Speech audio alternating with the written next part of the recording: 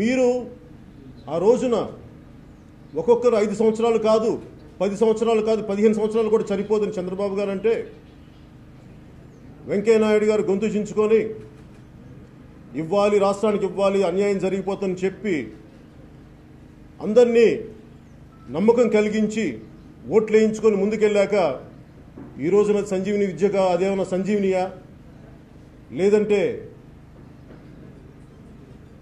అది మర్చిపోయిన అధ్యాయం, గతించిన అధ్యాయం అనే మాటలు మాట్లాడుతున్నారు. అంటే మీకు ప్రజలంటే వెంకయ్యనాయుడు గారు మీకు ప్రజలంటే ఆటలుగా ఉందా? మీకు మీ ఇష్టానికి ఒక మాట మాట్లాడి ఇంకో రోజు ఇంకో మాట మాట్లాడితే మేము చూస్తా చేతులు కట్టుకొని కూర్చుంటాం అనుకుంటున్నారా? మీరు ఏమనుకుంటారండి? మీరు స్వర్ణ భారతి ట్రస్ట్ కోసం పెట్టినంత మనసు ఆంధ్రప్రదేశ్ రాష్ట్రానికి గారి పెట్టినుంటే ఈ పాటికి ప్రత్యేక ప్యాకేజ్, ఖచ్చితంగా ప్రత్యేక స్పెషల్ స్టేటస్ వచ్చిండేది.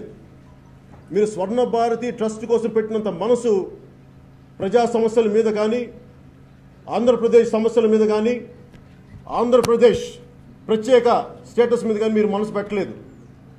మీరు 3 సంవత్సరాల్లో ఇన్ని రకాల మాటలు మారిస్తే ప్రజలెవరూ మిమ్మల్ని నమ్మట్లేదు. మీరు సన్మానాలు చేయించుకోవచ్చు, ఏదైనా చేయించుకోండి, కానీ మీ మాటలను నమ్మే పరిస్థితిలో ప్రజలు లేరు. అలాగే వెంకయ్యనాయుడు గారి పదజాలం ఎలా ఉంటుందంటే స్పెషల్ స్టేటస్ను 5 సంవత్సరాలు కాదు 10 సంవత్సరాలు ప్రసాదిస్తూ ఉంటారు. ప్రసాదించడానికి మీరేమైనా దేవుళ్ళా అండి? మీరేమైనా దేవుళ్ళా? దిగొచ్చారా? మీరు అందరిలాంటి మనుషులు కాదా? మీరు ప్రత్యేకంగా దిగొచ్చారా? ఢిల్లీ రక్షణ కవచాల్లో కూర్చొని మీ ఇష్టం వచ్చినట్టు మీరు మాట్లాడితే మీరు దిగొచ్చారు అనుకుంటున్నారా? మేమందరం మీ బానిసలవా? ఏమనుకుంటున్నారు మీరందరూ? మేము ఈ దేశ ప్రజలు మీరు ఇష్టానికి మాట్లాడితే కుదరదు. ఒకరోజు ఒక మాట చెప్పి ఇంకో రోజు ఇంకో మాట చెప్తే కుదిరి మేము ఖాళీగా కూర్చునే వ్యక్తులం కాదు, మనుషులం కాదు, ప్రజలం కాదు. మీరు దయచేసి మా ఆవేదన మీరు అర్థం చేసుకోండి. నోటికి వచ్చినట్టు నోటికి ఇష్టం వచ్చినట్టు మీరు నాలుగు మడత తిప్పుతా మాట్లాడితే మేము కూర్చుంటూ సహించేది లేదు. మేము ఇక్కడ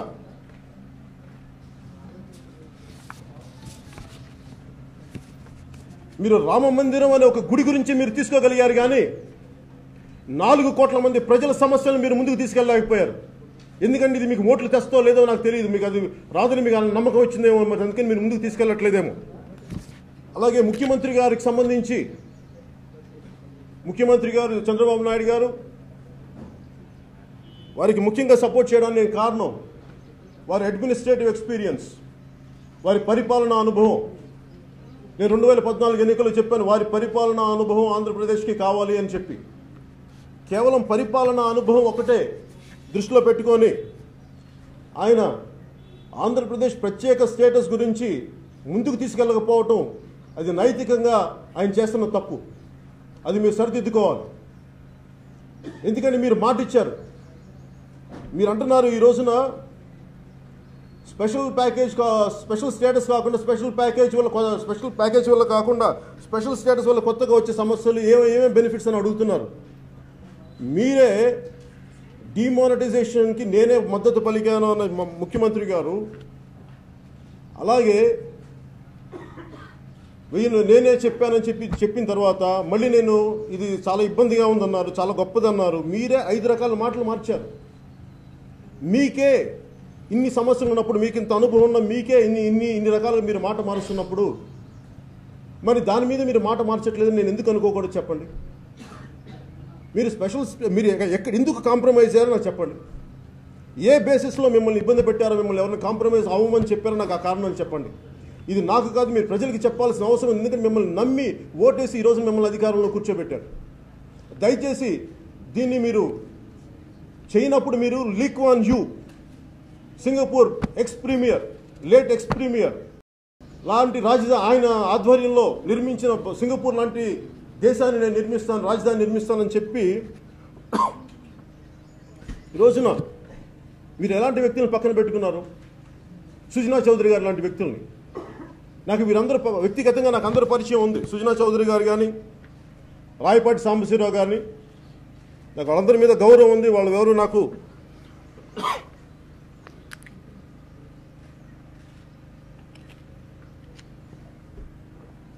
వ్యక్తిగతంగా నాకు ఎవరితో శత్రుత్వం కానీ విభేదాలు కానీ లేవు.